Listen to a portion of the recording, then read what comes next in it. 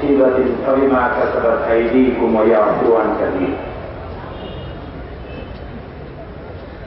বাংলাদেশ ইসলামী ছাত্র শিবিরের ২৭তম কেন্দ্রীয় সম্মেলনের আজকে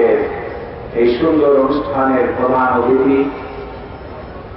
জামাত ইসলামী বাংলাদেশের সম্মানিত আমির, গণপ্রজাতন্ত্রী বাংলাদেশ সরকারের মাননীয় শিল্পমন্ত্রী জনাব মাওলানা মতিউর রহমান নিজামী, কেন্দ্রীয় নেতৃবৃন্দ, অতিথিবৃন্দ, সুধীমণ্ডলী, সাংবাদিকবৃন্দ এবং ইসলামী ছাত্র শিবিরের সম্মানিত সাহসপর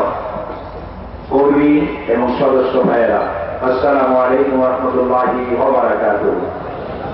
সংক্ষিপ্ত সময়ের মধ্যে আমি যে কথাগুলি বলতে চাই তা হচ্ছে যে আল্লাহ রাব্বুল আলামিন বলেছেন, তোমাদের উপর